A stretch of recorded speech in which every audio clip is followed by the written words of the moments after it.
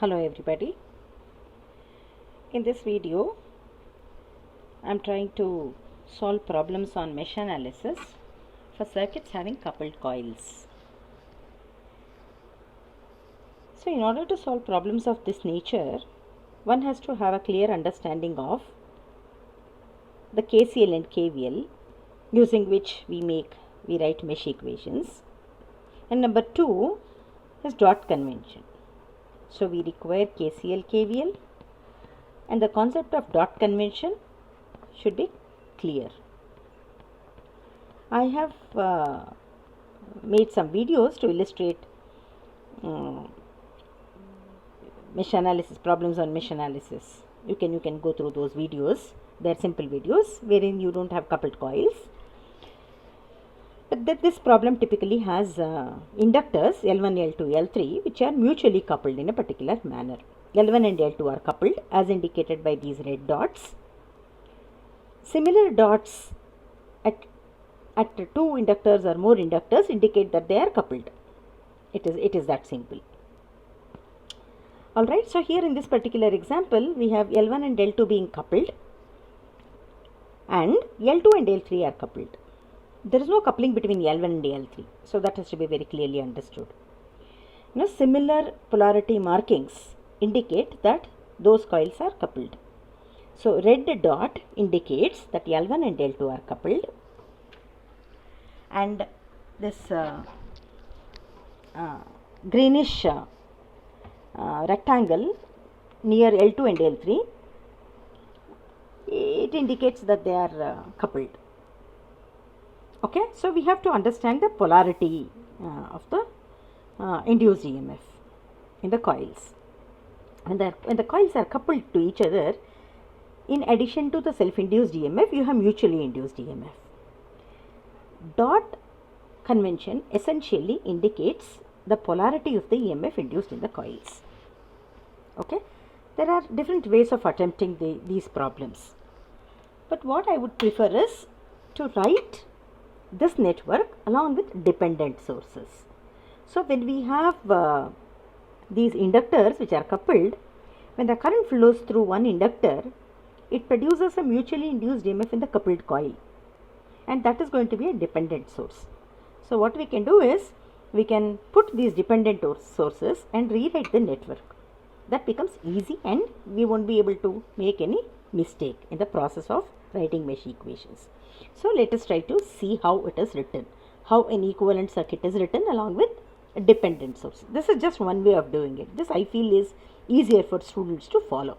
Okay, so if I have to write this equation, write the diagram again, we will write. Okay, I'll write the diagram for you. I'll put the source, I'll pick my pencil. Okay, I will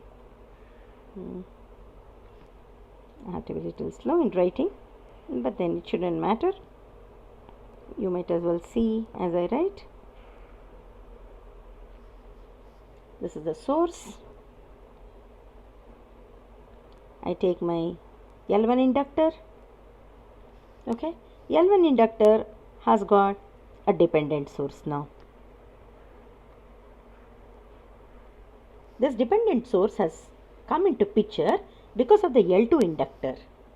L2 inductor and L1 inductor are coupled to each other, indicated by red dot. So I have put one dependent source here along with L1.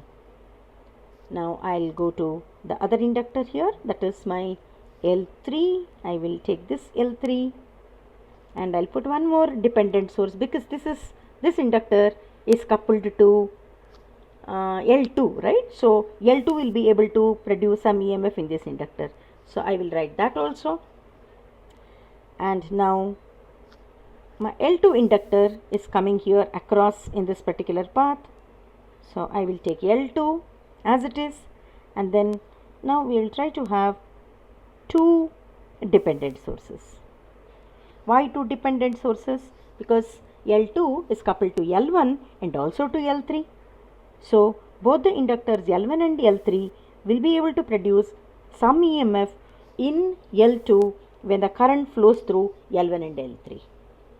Alright, so I'll explain this slowly, nothing to worry, even if you haven't understood much.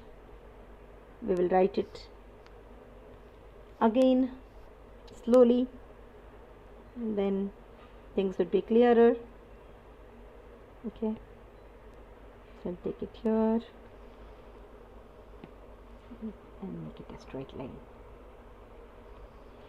Okay, here there is an inductor which I need to put, a capacitor which I need to put back.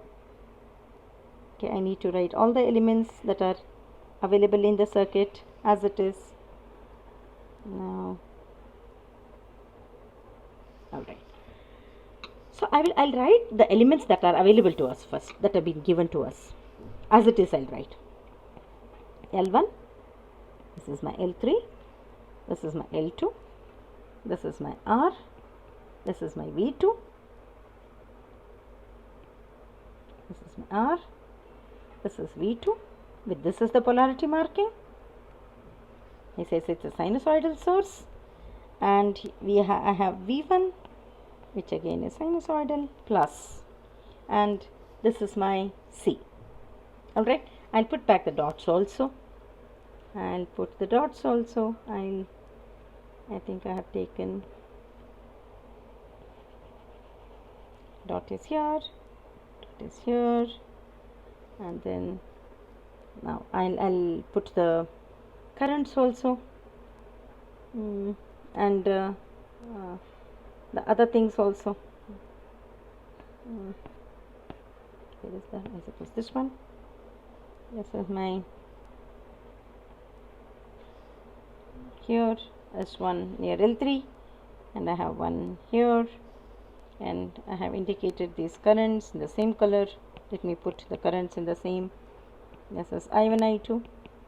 Alright, now I have to now indicate the the induced EMFs. Alright, so let us try to investigate L1 and L2. Let us try to look at L1 and L2 first. Okay, so current I1 is entering L1. I suppose that is clear. Current I1 is flowing in this direction. Okay, it enters the red dot and leaves through the undotted end. Alright, and this current, when entering through L1, will be able to produce an EMF which is positive at the dot of the coupled coil, red dot of the coupled coil. Red dot is available at L2. Okay, so at dot it has to be positive. That means the top end of L2 has got dot, and the top end of L2 is positive. So we will try to put that top end of L2 is positive and the bottom end is negative. Alright, that is how the induced EMF is, the polarity of the induced EMF. Now, what is the magnitude of induced EMF? So, magnitude of induced EMF is simply, we need to know the dot markings which is being left out in the problem. I'll try to include those things in the problem. What I mean is, in the problem it is given like this particular dot is equal to where is that? Yeah, dot is M1, and while taking up the problem I had left it out. Okay, this is M2. This is coefficient of coupling. Alright, so coefficient of coupling is M1 and M2. So here this dependent source has got now an EMF of M1. I'll use the same color. This is now M1. This is M1 dI1 by dt. Alright, so I1 is the current. So I1 is this current through L1 entering the dot. It will produce an EMF in L2 which is positive at the dot of L2. Dot, red dot, we are talking about red dot. Okay, that is at the top end of L2. So top end is positive and the other end is negative. Alright, that is how we write the polarity. It is plus here, minus here. All right, it is that simple. Okay, all right. So that is the EMF induced. Now, when it comes to the question of the other source, that is in L1 we have got a dependent source. What do we understand by that? L1 and L2 are coupled coils. When L2 carries a current, it produces an EMF in L1. That is the mutually induced EMF in L1. Alright. So if we can see I1 and I1 minus I2, I1 minus I2 is the current that flows in this direction. This is I1 minus I2. Okay. So I2 is like this, I1 is like this. So I1 minus I2 is in the downward direction. I suppose it is clear. So when I1 minus I2 flows through L2, it produces an EMF in L1 whose magnitude is, I will take the same color, whose magnitude is, it is coupled with M1, it is M1. I will first put the magnitude M1 d by dt of I1 minus I2. This is the magnitude of the induced EMF. Now we have to polarity of the induced EMF in L1. What is the polarity? How do we determine the polarity? So if I1 minus I2 is the current through L2, we have to find out whether I1 minus I2 enters the dot or leaves the dot. And when I mean dot, I am talking about only the red dot as of moment. Alright. So because we are talking about the coupling between L1 and L2. So I1 minus I2 enters the dot. Right. So I will show it here. This is my L2. Okay. So this is the direction of I1 and dot is here, and this is the direction of I2. Okay. So when we talk about I1 minus I2, my L2 will have I1 minus I2 in this direction. So dot is here. It is the current is entering the dot and leaving the undotted end. The current is in this direction. Alright. So the current is I1 minus I2 is entering the dot. So when I1 minus N2 enters the dot, it will produce a positive polarity at the dotted end of L1, at the red dot of L1. So red dot is on the left side of L1. So my polarity obviously would be left is positive, right is negative. This is how we determine the polarity of the induced EMF. Now let us talk about the other pair of coils. The other pair is L3 and L2. L3 and L2 are coupled. Alright. So because of a current through L3, there is going to be a mutually induced EMF in L2, which we have shown by this box.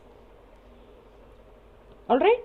And when L2 carries a current, it produces an EMF in L3 because they are coupled through this rectangle, this rectangular symbol at the L2, L3 dots. Okay. So L3 will have a mutually induced EMF and L2 will have a mutually induced EMF. They are represented by these rectangles, one here and one here. Okay. Now we have to determine the magnitude and polarity of these sources. That's our next step. How to determine the polarity and how to determine the magnitude. That is the next question. So L3, if you can see L3 is carrying a current of I2 amperes in this direction. Okay, the current is flowing like this. Okay, the current is flowing that way. So which goes to say that the current is entering the dot in L3. By dot I mean now our concentration is on the square symbol. We are done with round circle. We are done with. We are done with this. This is over. Now we are dealing with M2. So M2 is associated with this rectangular symbol. Our concentration should be on this particular rectangle. In general, we use the word dot. We don't say triangle, we don't say rectangle, we don't say circle, but instead we say dot. Alright. So I2 current is flowing through L3, and while doing so, it is entering the dot. When the current enters the dot, it produces a positive polarity at the dot of the other coupled coil. So I2 is the current which is entering the dot at L3, will produce a positive sign of EMF in L2 at the dot. So dot is at the bottom end. So we have to put bottom positive, the other thing negative. This is the polarity. Now what is the magnitude? Magnitude is given by the coefficient of mutual induction is M2. The current that the inductor L3 is carrying is I2. So this is how we write the mutually induced EMF in L2 because of the current through L3. Alright. Now L3 will also have a mutually induced EMF when L2 carries a current, because L2 and L3 are coupled. So L2 should be capable of producing an EMF in L3. What is the magnitude of that? How do we determine the magnitude? Magnitude is given by the coefficient of coupling times rate of change of current through it. Alright, that is the magnitude. So coefficient of mutual coupling is something we know, that is M2. Rate of change of d by dt of. What is the current through L2? If you look at L2 is carrying a current of, I will give a side note here. This is my L2. I2 is flowing in this direction. I1 is flowing in this direction. Or we can write the L2 carries a current of I2 minus I1 in the upward direction. And I2 minus I1 enters the dot, it flows like this. It is making an entry at the dot and it is leaving on the other side. Alright, it is entering the dot. So when it enters the dot, it produces a positive sign at the dot of the other end, other coil. Other coupled coil is L3 and the dot is on the left side of L3. So obviously my left,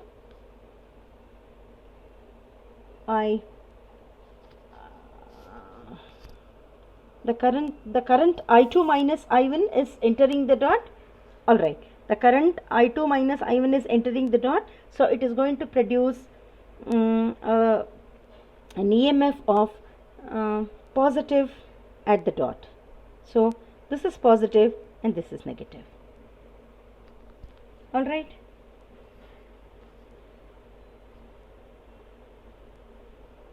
Alright, so we write the equation, we write the polarity this way. Okay, we write the magnitude and we write the polarity. Okay, so if this is understood, we can now write the equations. It is now simple. All we need to do is, sorry, I erased this also. This is I2 minus I1. Okay. So I2 minus I1 d by dt. Okay, now this is half the things are over. Now we may have to write the equations. How do we write the equations? Now we will simply take the Kvl equations and then write. Okay, so we can simply write the Kvl equations. Okay, writing mesh equations. I'll take my white pencil back. Writing mesh equations.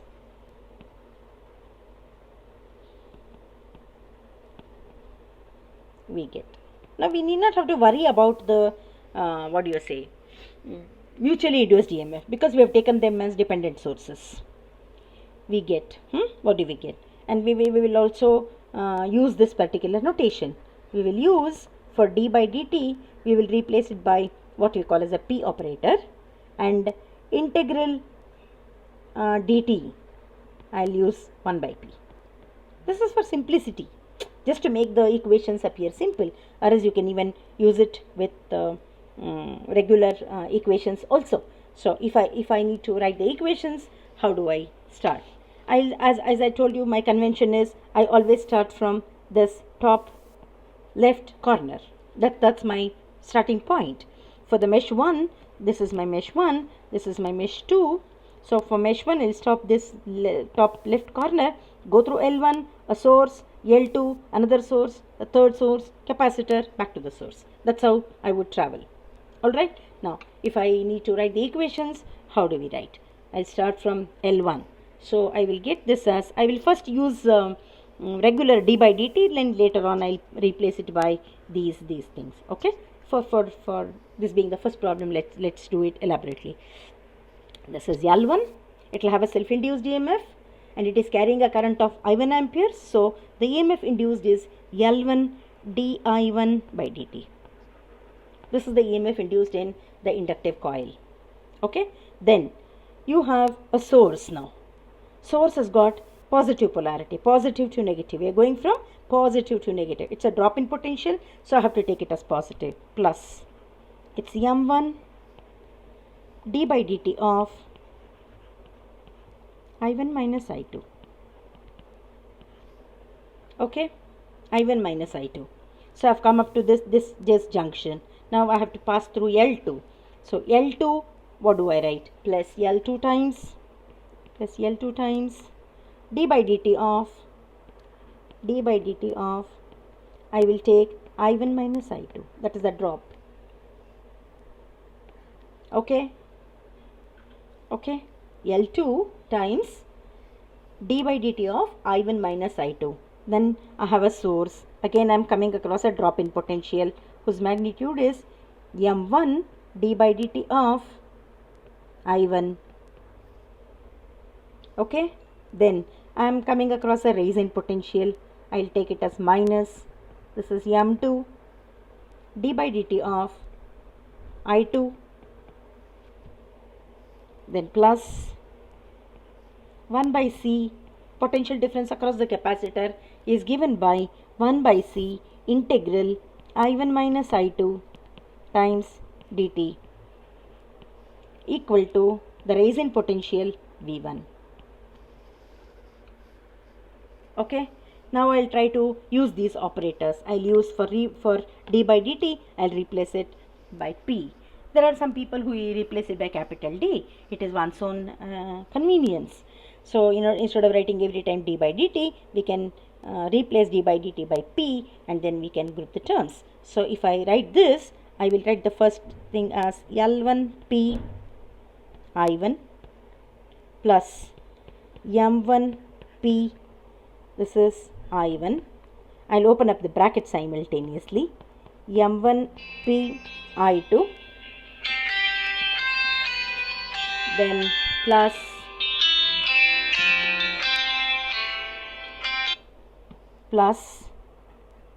L2P I1 minus L2P I2 plus M1P I1 minus M2P I2 plus, for integral I'll replace it by 1 by P. Okay, so if differential is P, integral obviously is 1 by P into I1 minus 1 by Cp into I2 equal to V1. Okay, I have made use of this particular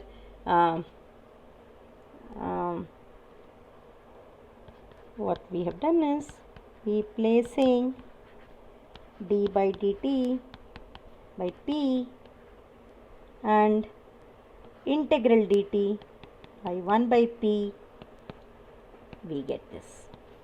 Okay, so I've done this kind of an arrangement. Okay, now what do we get further? What do? We will try to group the terms containing I1. Okay, so I'll take this term first. It's L1P. Okay, so I'll click. This is done. I'll take this term next, just to make it appear little neat. This is L2P. Then I'll group the terms containing M's. Okay, M1P. There is one M1P here. There is another M1P here. So I can add the two. I'll take it as 2 M1P. Okay, I'll write together I1 as I'll open up the bracket and write, and what I'll have one more term here, plus 1 by Cp whole thing I'll try to multiply with I1. Okay, now I'll group the terms containing I2. Okay, there is one term here, there are a lot of terms. Okay, I'll try to start one by one. I'll take plus, I put everything now within the bracket, minus, is there any L1 term? Okay, no, there is an L2 term here. Okay, I will write minus L2p. Okay, then I'll take another term minus M1p. This L2p is over, this M1p is over, then there is this M2p minus M2p, and then minus 1 by Cp. This whole thing is multiplied with I2, and this is equal to V1. This is my equation 1. Alright, so we wrote one mesh equation. Okay, now we'll try to write the second mesh equation. Okay, how is the second mesh equation written? That is something we will try to see. Okay, so I'll write the mesh equation. The second mesh equation is going to be, I'll again start from the top left corner. What I mean is I'll start from this point. This point I'll start. I'll say, if I say A, I'll start from A, go in the clockwise direction, come back to A. That's what I mean. Okay, so I'll do that. Now this is I'll have to start from L3, right? So my equation is going to be, the second equation is going to be L3. I'll take my white pencil back. Okay, I'll take L3 d by dt of, it's carrying a current of I2 amperes. Okay, L3 d by dt of I2 amperes. Then I have a drop in potential, and I will have to take it as M2 d by dt. This is the source, right? I'm getting it as I2 minus I1. Okay, then I have come across R. Okay, R into, what is the current that it carries? R into I. It is simple. It's a resistance after all. And now I am again getting a drop in voltage, that is V2. Now I come back to the capacitor.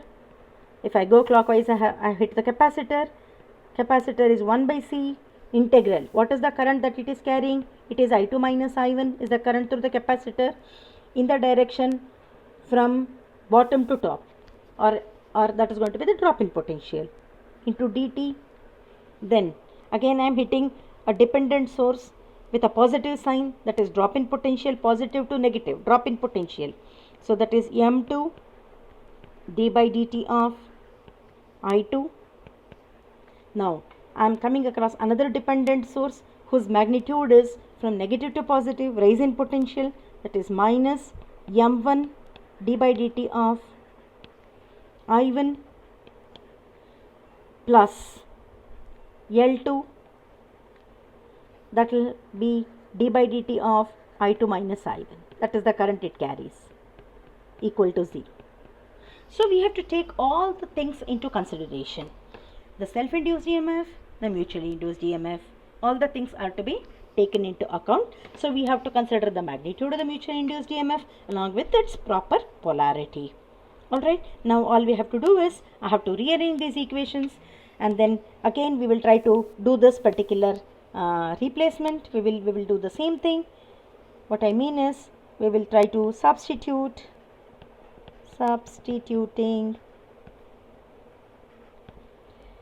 P for d by dt and 1 by P for integral dt.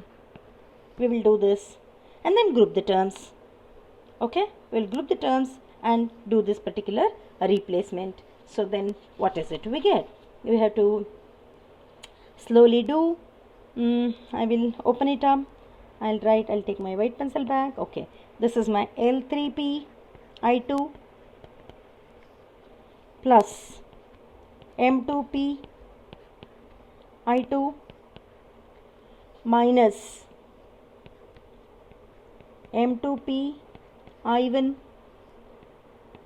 plus R into I2 plus, I'll take this V2 on the other side and write again, okay, or let it be here only for the time being, plus V2 plus 1 by Cp into I2 minus 1 by Cp into I1 plus M2P I2 minus M1P I1 plus L2P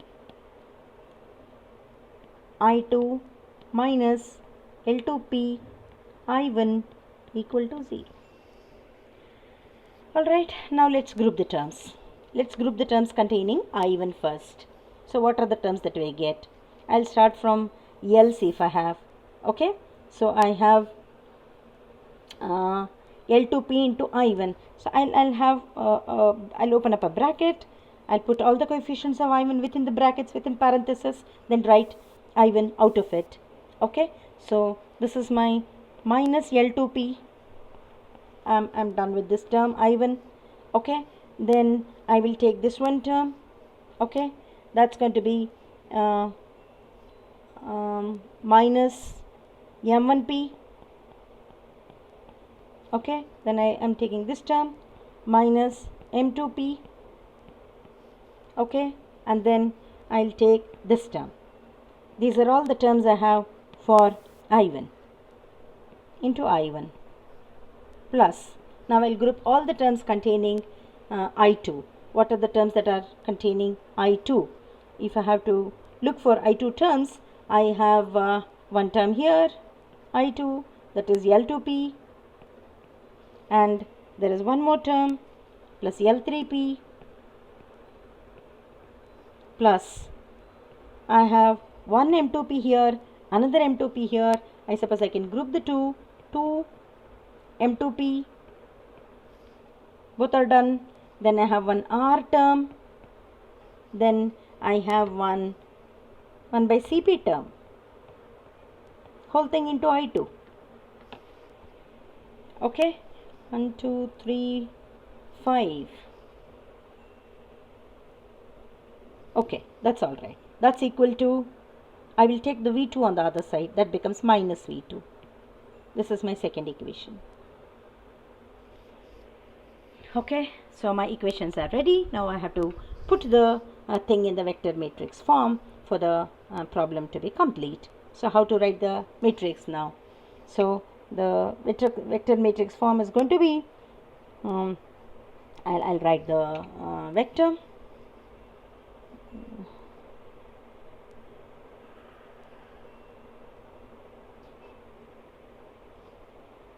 Okay, so I'll make use of the first equation. The coefficient of I1 is taken. That means this whole term is taken as the first element of the matrix, and this whole thing is taken as the second element of the matrix. Okay, so we are writing the impedance matrix. That's what I mean. Okay, so I'll write the equations for you, and you may have to check the equations. All right, so this comes out to be L1P plus L2P plus 2M1P plus 1 by Cp. And the second term here on the other side is minus L2P. It's preferable I put it in a bracket, in parenthesis. Okay, minus L2P minus M1P minus M2P minus 1 by Cp. Okay, and here the second element is minus L2P minus M1P minus M2P minus 1 by Cp, again in parenthesis. The second element here is L2P plus L3P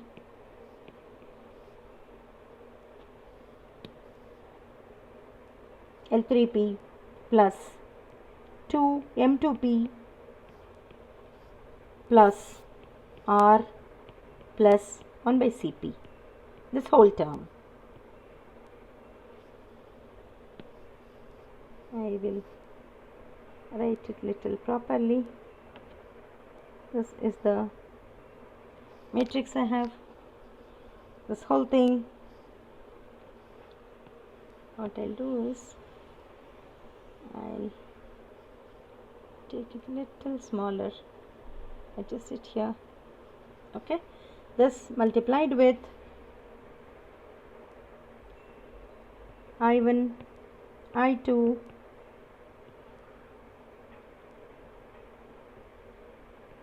equal to the sources.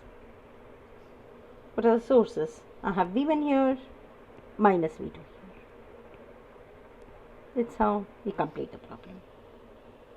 So we are able to write the equations in the vector matrix form for the network given which has coupled circuits. Okay, so we can simply write that